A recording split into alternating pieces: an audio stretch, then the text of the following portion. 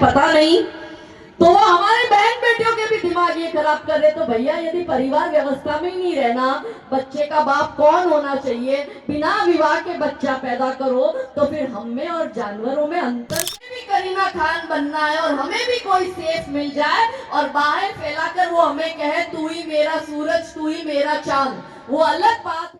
Shri Govind jewellers, सुंदरता, गुणवत्ता और विश्वास का प्रतीक। हमारे यहाँ आपको मिलेगा सोने, चांदी और हीरे के बेहतरीन गहने, खास दुल्हन कलेक्शन, पारंपरिक और आधुनिक डिजाइन। तो अपने गहने को बनाइए खास और हर पल को यादगार हमारे यानी गोविंद ज्वेलर्स के साथ। आज ही विजिट करें Shri Govind jewellers, Ali Mohammad complex, Laxmangarh road, Mukundgarh Mandi, Jhunjhunu और कॉल 8302388880।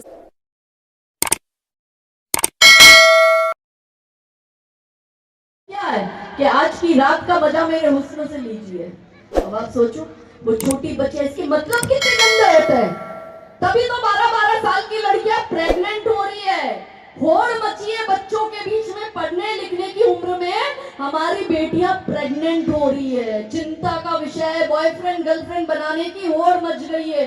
13 साल की बच्ची 14 साल की बच्ची को छेड़ती है और कहती है कि मेरा बॉयफ्रेंड है, तेरा बॉयफ्रेंड अभी तक नहीं बना। हम प्यार करने से किसी को रोक नहीं सकते, मगर प्रेम ही कैसा होना चाहिए ये तो हम हमारी बच्चियों को बता सकते हैं। हम हमारी बेटियों को कह तो सकते हैं, वो किसी अब्दुल आफ्ताब के चक्कर में पड़ रही है ये बॉलीवुड की फिल्में देख के।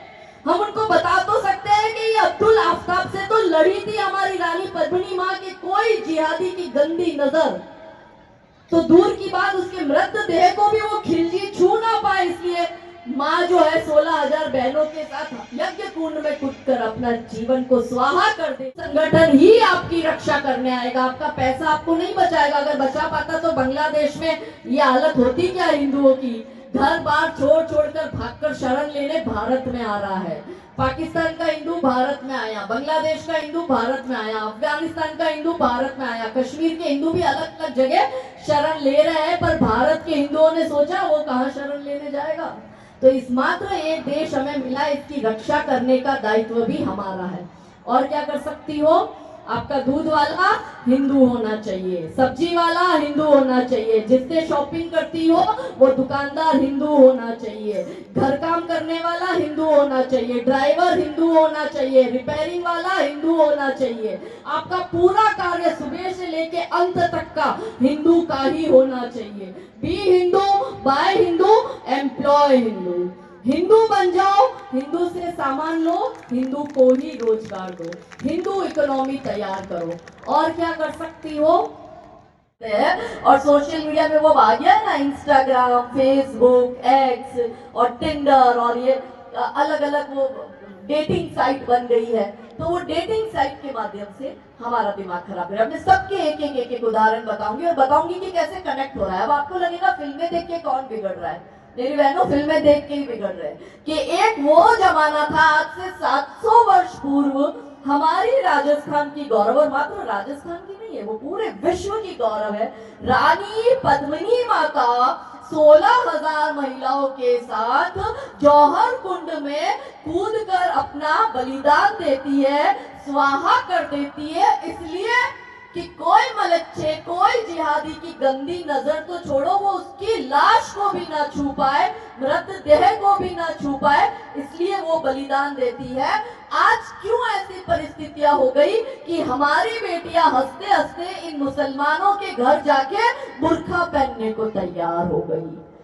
क्यों पता नहीं, तो वो हमारे बहन बेटियों के भी दिमाग ये खराब कर रहे। तो भैया यदि परिवार व्यवस्था में ही नहीं रहना, बच्चे का बाप कौन होना चाहिए, बिना विवाह के बच्चा पैदा करो, तो फिर हम में और जानवरों में अंतर क्या रहा। कोई अंतर है यदि हमें व्यवस्था में ही नहीं रहना। क्योंकि हम कहते हैं कि मैंने पहले बोला कि भारतीय परिवार व्यवस्था मानवता की देन है, तो इस व्यवस्था को खराब करने का कार्य एकता कपूर जैसी महिलाएं करती है।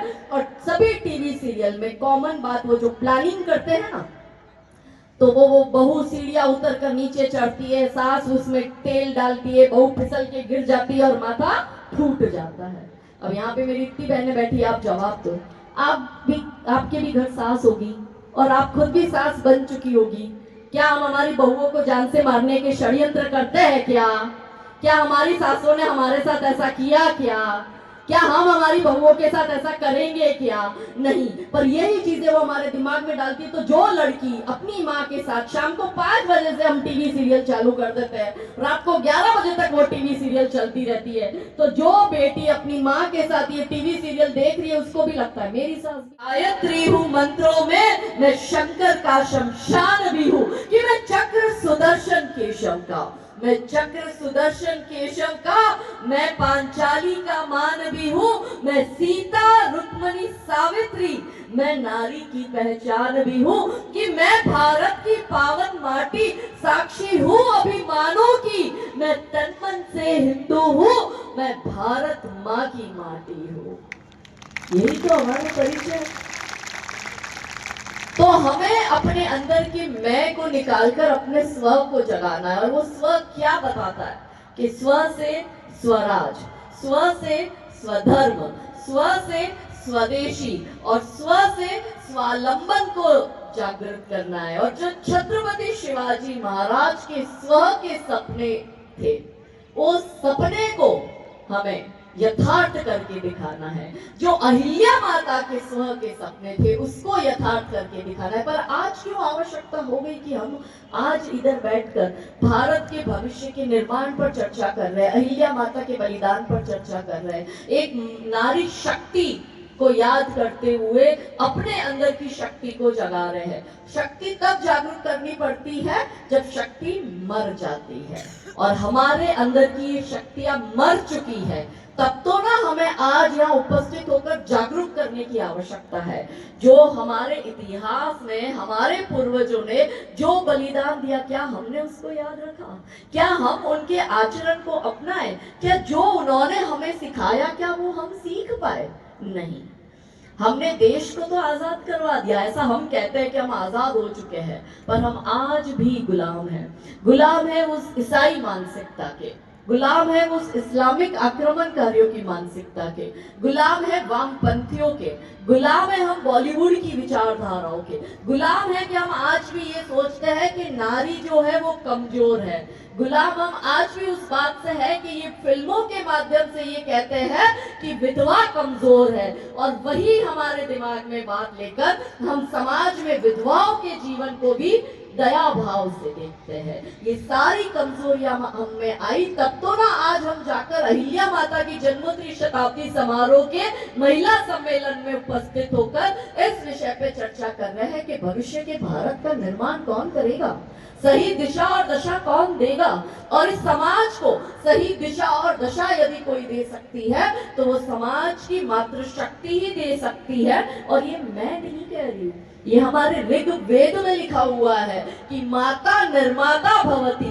माता समाज की निर्माता होती है, भावी पीढ़ी की वो जननी होती है, समाज को उचित दिशा और दशा दिखाने का कार्य माता का होता है।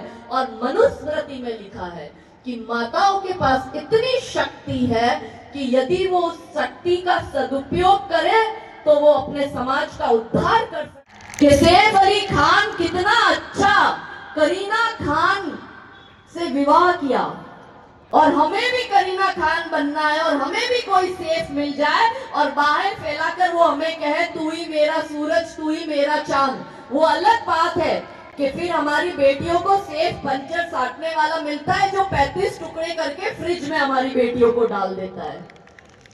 हमारी बेटियां बॉलीवुड के जीवन को असल जीवन समझने लग जाती है। हमारी बेटियों को लगता है आमिर खान का जीवन अच्छा है, शाहरुख खान का जीवन अच्छा है, देखो गौरी से शादी करी। हमारी बेटियों को लगता है कि आमिर खान ने देखो किरण को और रीना को कितना अच्छा जीवन दिया। असलियत हमें पता ही नहीं। आमिर खान ने दोनों हिंदू लड़कियों से विवाह किया, दोनों से मुसलमान पैदा करवाए और दोनों को छोड़ दिया, और अभी तीसरी के पीछे है। हमें ये नहीं पता, हम करीना खान को देख के खुश हो रहे, अरे अरे ये तो बॉलीवुड की बेबो है, और हमारी लड़कियां रील बनाती है बेबो में बेबो दिल मेला ले लो, और हम इस गाने पे, और हमें लगता है हम भी करीना खान बने, किसी शाहरुख सैफ को ढूंढे और हम भी तैमूर और जहांगीर पैदा करें। मगर इसके पीछे की बारीक मानसिकता को समझिए कि कैसे सॉफ्ट पावर, ये फिल्में, ये टीवी सीरियल, ये सब सॉफ्ट पावर है। और कैसे सॉफ्ट पावर, मैंने कहा ना मिसाइल दागने की जरूरत नहीं है, ये सॉफ्ट पावर काफी है हमको बर्बाद करने के लिए। तो कैसे सॉफ्ट पावर के माध्यम से ऐसी फिल्में बनाकर ये जो स्लो पॉइजन हमारे अनकॉन्शियस माइंड में डाला जा रहा है उसका उदाहरण बताती हूँ।